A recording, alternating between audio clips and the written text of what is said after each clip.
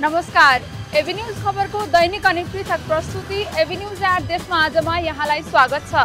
साना खबर या ठूला खबर जसले समाजलाई सकारात्मक दिशातर्फ डोर्याउँछ या त्यस्ता खबर जसले सम्बन्धित पक्षलाई सचेत बन्न खबरदारी गर्छ। खबर हरपल अनि निरन्तर देशैभर भएका खबरहरूको सामूहिक प्रस्तुति एबी न्यूज एट देशमा आजलाई आउनुहोस् सुरु गरौँ। बाजुराको सदरमुकाम मार्तडी नेपाल विद्युत प्राधिकरणको राष्ट्रिय प्रसारणको लाइनसँग जोडिएको छ। राष्ट्रिय प्रसारण लाइन जोडिएपछि दैनिक 6 देखि 10 घण्टा लोड सेडिङ हुँदै आएकोमा मार्तडीमा 24 घण्टा विद्युत सेवा उपलब्ध हुने भएको छ। माघ 7 गतेदेखि 10 गतेसम्म निरन्तर काम गरेर राष्ट्रिय प्रसारण लाइनमा मार्तडी जोडिएको विद्युत प्राधिकरणको वितरण केन्द्र बाजुराका प्रमुख ललित कुमार मण्डलले जानकारी दिए। तत्काललाई मार्तडीमा 11,000 भोल्टेजको लाइनबाट विद्युत सेवा उपलब्ध भएको छ। सब स्टेसन निर्माण भइसकेपछि 33 केबीको लाइन दिन सकिने प्राधिकरणले जनाएको छ। यस अघि साना जलविद्युत आयोजनाले उत्पादन गर्दै आएको विद्युत केही घण्टा मात्रै उपलब्ध हुँदै आएको थियो। सदरमुकाम मार्तडीमा विद्युत आपूर्तिको माग गर्दै नागरिक समाज बाजुराले केही दिन आन्दोलन समेत गरेको थियो। आमचोक गाउँपालिकाले यहाँका अति विपन्न परिवारलाई स्थानीय सरकार भएको अनुभूति दिलाएको छ। गरिबीका कारण घर बनाउने क्षमता नभएर वर्षौंदेखि गोठमा दिनरात कटाउँदै आएका उनीहरूलाई राहत मिलेको छ। घरमा एक्लै रहेका 73 वर्षीय वृद्ध कानबहादुर राईको गाउँपालिकाले घर बनाइदिएपछि दैनिकी फेरिएको छ। माघ महिनाको चिसोमा घरमा बस्न पाउँदा उनी निकै खुसी छन्। गाउँपालिकाले जीवन बचाइदिएको उनी बताउँछन्। बस्न आफ्नो घर नहुँदा उनीहरूको जीवन निकै कष्टकर र दयनीय बनेको थियो। खुल्ला आकाश तथा गोठ टहरामा जीवन कटाउँदै आएका उनीहरू अहिले हर्षित बनेका छन्। गाउँपालिकाले आफूहरूलाई अभिभावकको भूमिका देखाएको उनीहरू बताउँछन्। गाउँपालिकाले गरिब तथा विपन्न परिवार पहिचान समिति गठन गरेर कामको थालनी गरेको हो। समितिले छनौट गरेर ल्याएका 30 परिवारलाई विपन्न जनता आवास कार्यक्रम अन्तर्गत 3 लाख बराबरको घर बनाएर हस्तान्तरण गरेको हो। त्यस्तै ती परिवारलाई उज्यालोको लागि एक थान सोलर सेट समेत दिएको छ। त्यस्तै गाउँपालिकामा एक घर एक धाराको अभियान चलाएको गाउँपालिकाको भनाइ छ। विभिन्न कारणले पारिवारिक माया पाउन नसकिरहेका सडक मानव तथा मानसिक रोगीहरूलाई संरक्षण दिँदै आएको मायाघर नेपालले सडक मानव तथा मानसिक रोगीहरूलाई उद्धार गरी आश्रय दिने कामलाई निरन्तरता दिँदै आएको छ। कसैले पनि सडकमा जीवन बिताउनु नपरोस् भन्ने मुख्य उद्देश्यले सडक मानव तथा मानसिक रोगीहरूलाई पारिवारिक माया सहित आश्रय दिने उद्देश्यले 2074 सालदेखि इटहरीमा सञ्चालनमा आएको मायाघर नेपालले अहिले पनि सडक क्षेत्रबाट मानिसहरूलाई उद्धार गरी आश्रय दिने कामलाई निरन्तरता दिँदै आएको हो। स्थापना कालदेखि हालसम्म 3200 जनालाई सेवा दिइसकेको मायाघर नेपालमा हाल 103 जनालाई आश्रय दिइरहेको सचिव सुभद्रा प्याकुरेल बताउँछिन्। सडक मानव तथा मानसिक रोगीहरूको संरक्षण गर्ने मुख्य उद्देश्य सहित स्थापित मायाघर जस्ता संस्थाहरूसँग राज्यले पनि समन्वय गरेर सडक मानव मुक्त राष्ट्र बनाउने सरकारी नीति कार्यान्वयन गर्न राज्य पनि गम्भीर भएर लाग्नुपर्नेमा सचिव प्याकुरेलले जोड दिइन्। मायाघरमा आश्रय लिन आउनेहरूको संख्या बढिरहे पनि भौतिक पूर्वाधार भने पर्याप्त नभएको समेत बताइन्छ। मायाघरमा आश्रय लिँदै आएकाहरूलाई समय समयमा उपचार तथा मनोपरामर्शको व्यवस्था समेत गरिएको छ। मायाघरमा संरक्षण लिनेहरूलाई सिप र शिक्षाको समेत व्यवस्था मिलाइएको र परिवारमा पुनर्स्थापना गर्ने काम समेत हुँदै आएको बताइन्छ। केही दिन पहिले पनि इटहरी समाजसेवी रोहित प्रसाईले न्यानो कपडा वितरण गर्ने क्रममा इटहरी क्षेत्रकै एक मानसिक रोगी बालिकाको अवस्था देखेर मायाघरसँग समन्वय गरेर मायाघरले संरक्षण दिन थालेको छ। नवलपरासीको त्रिवेणी धाममा यो वर्ष माघे औँसी मेला नलाग्ने भएको छ। कोरोना भाइरस संक्रमणको तेस्रो लहर सुरु भएकाले मेला सञ्चालन नगर्ने निर्णय स्थानीय प्रशासनले गरेको हो। मेलामा हुने भिडले संक्रमणको जोखिम बढ्ने निष्कर्ष सहित मेलामा रोक लगाउने निर्णय गरिएको विनय त्रिवेणी गाउँपालिका वडा नम्बर 7 का अध्यक्ष प्रीतम गुरुङले जानकारी दिए। माघे औँसीमा सोनभद्र, पूर्णभद्र र नारायणीको सङ्गममा हरेक वर्ष मेला लाग्दै आएको छ। नेपाल व्यापारी कर्मचारी संघ युनिकमले झापाको बिर्तामोडमा एक दिने नेतृत्व विकास तालिम प्रदान गरेको छ। सोमबार संघमा आबद्ध सदस्यको क्षमता अभिवृद्धि गर्ने उद्देश्यले नेतृत्व विकास तालिम प्रदान गरिएको युनिकम नेपालका केन्द्रीय अध्यक्ष गजेन्द्र पौडेलले जानकारी दिए। तालिममा सहभागीहरूलाई UNIK एफ्रो पेसिफिकका प्रोग्राम कोअर्डिनेटर तिलकजङ खड्का कल्याणले प्रशिक्षण प्रदान गरेका थिए। नेतृत्व विकासका बारेमा पत्रकार महासंघ झापाका उपाध्यक्ष केशव भट्टराई र संघका केन्द्रीय अध्यक्ष गजेन्द्र पौडेलले समेत प्रशिक्षण दिएका थिए। कार्यक्रममा UNI नेपालका अध्यक्ष शङ्कर लामिछाने तथा नेपाल पत्रकार महासंघ झापाका अध्यक्ष एकराज गिरी लगायतले शुभकामना मन्तव्य राखेका थिए। युनिकम बिर्तामोड अध्यक्ष कविन्द्र रिजालको अध्यक्षतामा भएको कार्यक्रमको सञ्चालन युनिकम नेपालका सागर रिजालले गरेका थिए। स्वागत सहभागीका तर्फबाट गंगा भट्टराईले गरेकी थिइन्।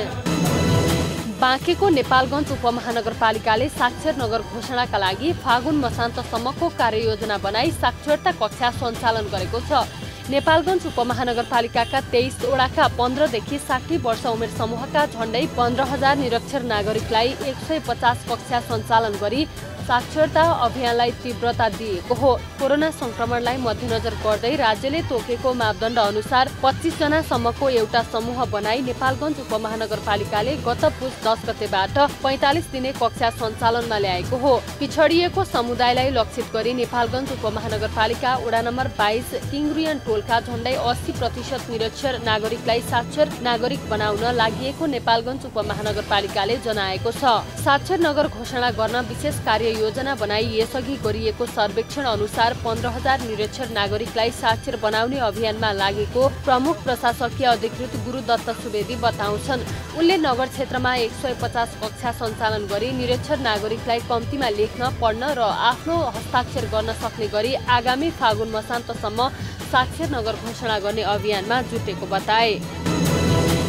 पर्वतको जलजला गाउँपालिका 1 बासखर्क बसोबास रहेको 265 घरधुरी मध्ये 200 भन्दा बढी घर परिवारले सुन्तला खेती गरेका छन्। सुन्तला सहकारी संस्था मार्फत 14,000 सुन्तला बिरुवा सहित बासखर्कमा 25,000 भन्दा बढी सुन्तलाका बिरुवा किसानले रोपेका थिए। यस वर्ष 4 करोड मूल्यको सुन्तला गाउँमा उत्पादन भएको छ। समयमा रोग किराको नियन्त्रण र मौसम प्रतिकूल भएकाले यो वर्ष सुन्तला उत्पादन बढेको हो। स्थानीय रुद्रबहादुर खत्रीले आफ्नो 35 रोपनी जग्गा मध्ये 23 रोपनी जग्गामा सुन्तला लगाएका छन्। शिक्षक पेसासँगै सुन्तला खेती गर्दै आएका उनले प्रत्येक वर्ष 12 लाखसम्म आम्दानी गर्दै आएका छन्। उनले आगामी वर्ष 50 लाख आम्दानी गर्ने लक्ष्य सहित 1350 वटा सुन्तलाका बिरुवा रोपेका छन्। परम्परागत रैथाने बाली छोडेर सुरु गरेको सुन्तला खेती स्थानीयको राम्रो आम्दानीको स्रोत बनेको छ। बेमौसमी सुन्तलाको रूपमा राखेको सुन्तलालाई बगैँचामा आएर व्यापारीले 140 रुपियाँ केजी दिएपछि बास खर्कका कृषक खुसी भएका छन्। सडक सुविधाले पोखरा, काठमाडौँ, बुटवल, बेनी लगायतका व्यापारी माग लाग्ने बित्तिकै बगैँचामा पुग्ने गरेका छन्। हातमा सिप भएर पनि भने जस्तो कमाई नभएर विदेशिएका सिन्धुपाल्चोक सदरमुकाम चौताराका युवाहरूले आफ्नै गाउँमा फर्किएर मनग्य आम्दानी गर्न थालेका छन्। वैदेशिक रोजगारमा गएर गरेको दुःख आफ्नै गाउँघरमा नै गर्न सके स्वदेशमा नै मनग्य आम्दानी हुने भएपछि यहाँका युवाहरूले गाउँमै फर्केर गार्मेन्ट उद्योग सञ्चालन गरेका छन्। गार्मेन्टमा काम गर्ने मध्ये अधिकांश वैदेशिक रोजगारीमा गएर फर्किएका युवाहरू रहेका छन्। करिब 15 वर्षदेखि यसै पेसामा कार्यरत उमेश परियार पनि 6 वर्षसम्म मलेसियामा समेत काम गरेका थिए, तर गाउँमा नै गार्मेन्टको काम गर्ने अवसर पाउने भएपछि उनी समेत विदेश छाडेर गाउँ फर्किएका छन्। हालै काठमाडौँमा रोजगार गरिरहेका युवा पनि गाउँमै काठमाडौँकै जति कमाई हुने भएपछि गाउँ फर्किएका छन्। आफ्नै घरमा बसेर काम गर्दा कोठा भाडा र यातायात खर्च समेत जोगिने भएपछि गाउँकै गार्मेन्ट उद्योगमा काम गर्न आएको सो गार्मेन्टमा कार्यरत कालीगढ बताउँछन्। जिल्ला सदरमुकाम चौतारामा पहिलो पटक सञ्चालनमा आएको उक्त गार्मेन्टमा हाल विद्यालयमा अध्ययनरत विद्यार्थीको लागि ठूलो मात्रामा ट्र्याक सुट तयार गर्ने काम भइरहेको छ।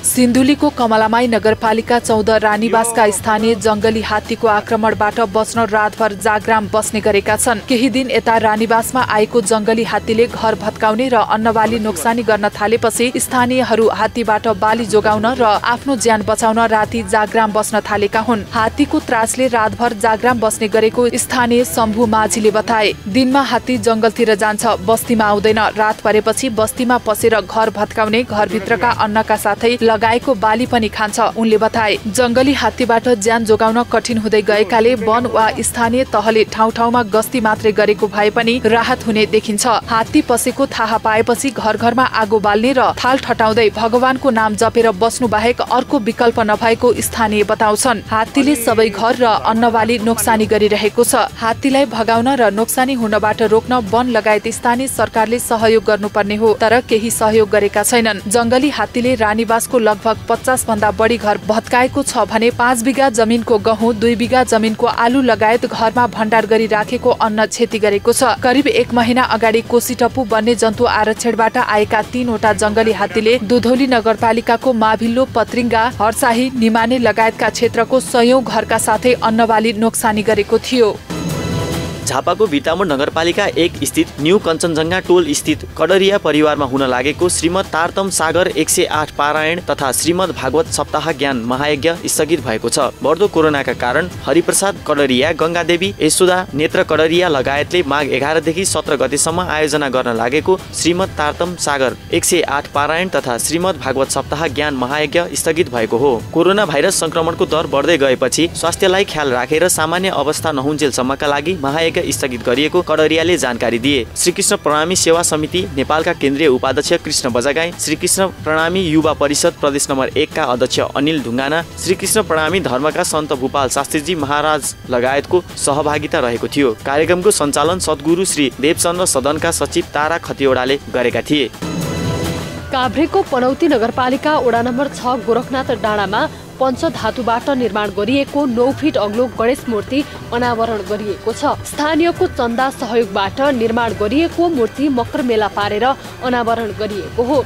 2 वर्ष अगाडिदेखि सो मूर्ति स्थापना गर्नका लागि महायज्ञ सञ्चालनदेखि स्थानीय बासिन्दाहरूको चन्दा सहयोग सङ्कलन गरिएको थियो। करिब 71 लाख चन्दा सङ्कलन भएकोमा 62 लाखको लागतमा 9 फिटको मूर्ति निर्माण गरिएको हो। बाँकी रहेको रकम संरक्षण कोषमा राखिएको समितिले जनाएको छ। गणेशको मूर्ति र बाटिकाले त्यहाँको धार्मिक पर्यटनको लागि अर्को आकर्षण केन्द्र बन्ने अपेक्षा गरिएको छ। प्रहरी चौकी सवारी साधन राख्ने ग्यारेजमा परिणत भएपछि प्रहरी चौकी मटिहानीको कामकाज प्रभावित हुनुका साथै उनीहरू नै असुरक्षित भएका छन्। मटिहानी नगरपालिकाले आफ्नो कार्यालयको जीप, ट्र्याक्टर, एम्बुलेन्स, स्काभेटर, पानी छर्किने ट्याङ्की लगायतका सवारी साधनहरू राख्ने ग्यारेज प्रहरी चौकीलाई नै बनाएपछि चौकीका प्रहरी नै असुरक्षित तवरले बस्दै आएका हुन्। दिनभरि ती सवारी साधनहरू प्रहरी चौकीबाट बाहिर र बाहिरबाट भित्र आउजाउ गर्ने क्रम चलिरहँदा चौकीमा कार्यरत प्रहरी तथा चौकीमा कामकाजका लागि आउने सर्वसाधारण जनतालाई समस्या हुने गरेको छ। चौकीमा अनावश्यक रूपमा गाडीहरू आउजाउ गर्दा फोहोर मैला बढी उत्सर्जन हुने, हिलो पानी हुने, प्रहरीहरूलाई कामकाज गर्न ठाउँको अभाव हुने, चौकीको गोप्य सूचना चुहिने जस्ता समस्या रहेका छन्। पाँचथर, ताप्लेजुङ र तेह्रथुम जिल्लाका स्वास्थ्य संस्थालाई हङकङमा रहेका भूतपूर्व सैनिकहरूको एक्स गोर्खाज सर्भिसेज एसोसिएसनले 15 वटा अक्सिजन कन्सन्ट्रेटर उपलब्ध गराएको छ। एसोसिएसनले गैर आवासीय नेपाली संघ एनआरएन मार्फत पाँचथर जिल्लाका लागि 11 तथा ताप्लेजुङ र तेह्रथुमका लागि 2-2 थान गरी 15 थान अक्सिजन कन्सन्ट्रेटर उपलब्ध गराएको हो। कन्सन्ट्रेटको वितरण सोमबारदेखि नै सुरु गरिएको राप्रपाका पूर्व केन्द्रीय तेज कुमार कुरुम मुवाङले बताए। उनका अनुसार पाँचथर, सदरमुकाम फिदिममा सञ्चालित स्वास्थ्य संस्थाका लागि 4 र बाँकी 7 वटा स्थानीय तहका लागि 1-1 थान अक्सिजन कन्सन्ट्रेटर उपलब्ध भएका छन्। ती सामग्रीको वितरण सोमबारबाटै सुरु गरिएको कुरुम मुवाङले बताए। पाँचथरको सदरमुकाम समेत रहेको फिदिम नगरपालिका र कुमाई गाउँपालिकालाई सोमबार नै सामग्री उपलब्ध गराइएको छ। मुगलिनदेखि जामुने र कोत्रेसम्मको पृथ्वी राजमार्ग स्थित सडक खण्ड विस्तार गरिने भएको छ। एसियाली विकास बैंकको ऋण सहयोगमा कुल 14 अर्बको लागतमा उक्त सडक खण्ड विस्तार गर्न लागिएको हो। सडक क्षेत्रमा पर्ने करिब 6500 ठूला रुखहरू काटिएको र बिजुलीका पोलहरू पनि दायाँ बायाँ सारिएको छ। गण्डकी प्रदेशको राजधानी पोखरादेखि तनहुँ जिल्लाको जामुनेसम्म 45 किलोमिटर र जामुनेदेखि मुगलिनसम्म 41 किलोमिटर सम्ममा बनेका स्थायी तथा अस्थायी घर, टहरा, होटल, रेस्टुरेन्ट तथा सरकारी कार्यालय क्षेत्र समेत हटाउने काम तीव्र रूपले अगाडि बढेको छ। यसरी सडकको स्तर उन्नति गरिँदा सडक दुर्घटना न्यूनीकरण हुने, मोटरसाइकलका लागि छुट्टा-छुट्टै लेनको मार्ग निर्माण हुने भएपछि स्थानीयहरू खुसी भएका छन्। साँगुरो पृथ्वी राजमार्ग सडक खण्ड फराकिलो बन्ने भएपछि सवारी साधन चालकहरू, स्थानीय बजारवासीहरू, आम सर्वसाधारण जनता खुसी भएका छन्। पृथ्वी राजमार्ग सडक खण्डलाई 4 लेनको बनाउने भनिए तापनि शहरी क्षेत्रमा भने 6 लेनको बनाइने भएको छ। 3 वर्षभित्र उक्त सडक खण्डलाई फराकिलो बनाइने लक्ष्य लिएको पश्चिमाञ्चल सब डिभिजन कार्यालय तनहुले जनाएको छ। सडक विस्तारसँगै जिल्लाको प्रवेशद्वार आबु खैरेनी बासी, डुम्रे, बिमलनगर, घाँसीकुवा, दमौली बजार, गुणादी, जामुने, थर्पु र कोत्रे क्षेत्रका स्थानीय वासीहरू लाभान्वित हुनेछन्। अर्घाखाँचीका औषधि पसलहरूमा सिटामोल लगायतका अत्यावश्यक औषधिहरूको अभाव नरहेको देखिएको छ। प्रमुख जिल्ला अधिकारी हरिप्रसाद घिमिरेको संयोजकत्वमा सन्धिखर्क र चुत्राबेसीका औषधि पसलहरूमा अनुगमन गर्दा औषधिको भण्डारण आवश्यक मात्रामा भण्डारण गरिएको देखिएको हो। देशभर सिटामोल लगायतका औषधिहरूको कमी भएको भन्ने गुनासो बढेपछि मेडिकल, फार्मेसी तथा पोलिक्लिनिकहरूमा अनुगमन गरिएको र अनुगमनमा औषधिहरू सकिएको अवस्था नरहेको प्रमुख जिल्ला अधिकारी हरिप्रसाद घिमिरेले बताए। सिटामोल लगायतका औषधिहरूको अभाव हुन नदिन औषधिको पर्याप्त भण्डारणमा ध्यान दिन औषधि व्यवसायीहरूलाई आग्रह समेत गरिएको छ। केही औषधि पसलहरू मापदण्ड अनुसार सञ्चालन नभएको देखिएकोले कानुनी प्रक्रिया पूरा गरी मात्र सञ्चालन गर्न निर्देशन दिएको सहायक प्रमुख जिल्ला अधिकारी विनोद खनालले बताए। यस्तै घरेलु तथा साना उद्योग विकास समितिको आयोजनामा बजार अनुगमन गर्दा बरामद गरिएका खाद्य सामग्रीहरू नष्ट गरिएको छ। म्याद गुज्रिएका तथा उपभोक्ताको स्वास्थ्यलाई असर पर्ने खालका भुजा, मैदा, चिसो तथा पेय पदार्थ लगायतका सामग्रीहरू प्रमुख जिल्ला अधिकारी घिमिरेको उपस्थितिमा नष्ट गरिएको छ। अखिल नेपाल स्वतन्त्र विद्यार्थी युनियन झापाले पेट्रोलियम पदार्थको मूल्य वृद्धि विरुद्ध हस्ताक्षर अभियान सञ्चालन गरेको छ। अनेरा सोबियु झापाले बिर्तामोड स्थित दुर्गा मन्दिर प्राङ्गणमा हस्ताक्षर अभियान सञ्चालन गरेको जिल्ला अध्यक्ष रोशन लामाले बताए। सरकारले पेट्रोलियम पदार्थ सहित दैनिक उपभोग्य वस्तुमा असान्दर्भिक रूपमा गरेको मूल्य वृद्धि विरुद्ध हस्ताक्षर अभियान सञ्चालन गरेको अध्यक्ष लामाको भनाइ छ। जिल्लाका राजनीतिक दलका प्रतिनिधि सहित सरकारवाला सहित विद्यार्थीहरूले मूल्य वृद्धि फिर्ताको माग गर्दै हस्ताक्षर अभियानमा सहभागी भएको अध्यक्ष लामाले बताए। साथै मूल्य वृद्धि फिर्ताको माग गर्दै गरिएको हस्ताक्षर प्रमुख जिल्ला अधिकारी मार्फत प्रधानमन्त्रीलाई बुझाइने जिल्ला सचिव नारायण पोखरेलले जानकारी दिए। 1000 बढी विद्यार्थी तथा सर्वसाधारणले अखिल नेपाल स्वतन्त्र विद्यार्थी युनियन झापाले थालनी गरेको कार्यमा ऐक्यबद्धता जनाउँदै हस्ताक्षर गरेका छन्। मूल्य वृद्धि फिर्ताका लागि रचनात्मक कार्यक्रम गर्दै दबाब दिने सचिव पोखरेलको भनाइ छ। साथै सोही अवसरमा अनेरा सोबिउले कोभिडको बढ्दो संक्रमणबाट बस्न मास्क अनिवार्य रहेको बताउँदै सर्वसाधारणलाई निशुल्क मास्क समेत वितरण गरेको थियो। सिराहा नगरपालिका 9 ठेगहीका चिसो प्रभावित 200 ज्येष्ठ नागरिक, अति विपन्न परिवार, एकल महिला, अपाङ्गता भएका व्यक्ति तथा दलित समुदायलाई फाइबर सिरक प्रदान गरिएको छ। आर्थिक वर्ष 2078-79 को स्वीकृत कार्यक्रमबाट फाइबर सिरक वितरण गरिएको वडा नम्बर 9 कार्यालयले जनाएको छ। पछिल्लो समयमा अत्याधिक जाडो बढेपछि कठ्याङ्ग्रिएर जीवन धान्न अप्ठ्यारो भएका ज्येष्ठ नागरिक, अति विपन्न परिवार, एकल महिला, अपाङ्गता भएका व्यक्ति तथा दलित समुदायका 200 परिवारलाई एक थानका दरले फाइबर सिरक प्रदान गरिएको वडा नम्बर 9 का अध्यक्ष हरिदेव यादवले बताएका छन्। फाइबर सिरक वितरण कार्यक्रम वडा अध्यक्ष यादवसँगै वडाका निर्वाचित सदस्यहरू, वडा सचिव, स्थानीय बुद्धिजीवी, समाजसेवी, नागरिक समाज, विभिन्न राजनीतिक दलको प्रतिनिधि, सञ्चारकर्मी आदिको सहभागिता रहेको थियो। डोटीको दिपायल सिलगढीका ज्येष्ठ नागरिकलाई न्यानो कपडा उपलब्ध गराइएको छ। दिपायल सिलगढी नगरपालिकाले जाडोमा कठ्याङ्ग्रिएर बस्न बाध्य ज्येष्ठ नागरिकका लागि कम्बल उपलब्ध गराएको हो। नगरपालिकाले वडा नम्बर 1 र 9 का 100 जनालाई न्यानो कपडा उपलब्ध गराएको जानकारी दिएको छ। न्यानो कपडा पाएपछि ज्येष्ठ नागरिकले पनि खुसी व्यक्त गरेका छन्। उनीहरूले खानेपानी लगायतको समस्या समाधान गर्न पनि स्थानीय तहलाई ध्यानाकर्षण गराएका छन्। नगरपालिकाले ज्येष्ठ नागरिक लक्षित कार्यक्रम यस अघि नै सञ्चालन गर्दै आएको छ। असहाय, एकल महिला, अपाङ्गता भएका व्यक्तिहरू छनौट गरी न्यानो कपडा वितरणका कार्यक्रम पनि सञ्चालन भइरहेको नगरपालिकाले जानकारी दिएको छ। माघ महिनाको सुरुवातसँगै पूर्वी तराईमा चिसो बढेपछि जनजीवन प्रभावित बन्न थालेको छ। कठ्याङ्ग्रिने चिसोका कारण पछिल्लो समय बजार पसलमा मानिसहरूको चहल पहल समेत घट्न थालेको छ। चिसो बढ्न थालेपछि सहर बजारहरू मात्र नभएर गाउँघरमा समेत मानवीय चहल पहलमा कमी हुन थालेको हो। केही दिनदेखि बिहान र बेलुकाको समयमा हुस्सु लाग्ने र दिउँसो सामान्य मौसम खुले जस्तो देखिए पनि चिसो हावा लाग्ने गरेका कारण जनजीवन कष्टकर बन्न थालेको हो। मानिसहरूलाई काममा निस्कन पनि समस्या हुन थालेको छ।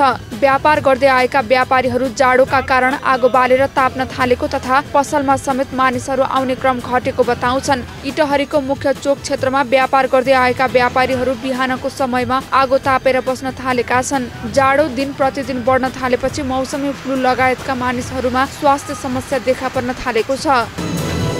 अवैध रूपमा लुकाई छिपाई गरी राखिएको सालको काठ सहित 3 जना पक्राउ गरिएको छ। डिभिजन वन कार्यालय सिराहाबाट खटिएको टोलीले अवैध रूपमा लुकाएर राखेको सालको काठ सहित 3 जनालाई पक्राउ गरेको हो। रेन्जर देवेन्द्र पासवान र जमदार गौरी चौधरीको कमान्डमा खटिएको गस्ती टोलीले धनगढीमाई नगरपालिका 12 सिमलटोकीबाट लुकाई छिपाई राखेको सालको काठ तथा तयारी अवस्थामा रहेको झ्याल ढोका सहित 3 जनालाई पक्राउ गरेको हो। विशेष सूचनाको आधारमा पुगेको टोलीले सिमलटोकीमा छापामारी गरेर धनगढीमाई नगरपालिका 12 का देवनारायण महतो, श्यामसुन्दर महतो र सोही नगरपालिका 4 का प्रवीण महतोलाई पक्राउ गरेको डिभिजन वन अधिकृत सुभाष चन्द्र दासले बताएका छन्। डीएफओ दासका अनुसार उनीहरूले आँपको बगैँचामा सालको काठ लुकाई छिपाई राखेका थिए। साल काठको तयारी झ्याल 17 थान र चिरानी 31 थान पक्राउ गरिएको डीएफओ दासले बताए। अवैध सालको काठ सहित पक्राउ गरिएका 3 जनालाई थप अनुसन्धान गर्न हिरासतमा राखिएको डीएफओ दासले बताए। यता गत 2 महिनामा विभिन्न स्थानबाट डिभिजन वन कार्यालय सिराहाको टोलीले करिब 8,50,000 बढी मूल्यको काठ बरामद गरेको डीएफओ दासले बताए। एबी न्यूज एट देशमा आजमा हामी त्यस्ता खबरलाई ध्यान दिन्छौं जुन खबर ओझेलमा परेको छ र बन्न सक्छ खबर। एबी न्यूज एट देशमा आजलाई यति नै। भोलि फेरि देशभरका खबरदाताहरूको खबरको साथमा प्रस्तुत हुने नै छौं। खबर भित्रको खबरका लागि हेर्दै रहनुहोला एबी न्यूज खबर। नमस्कार।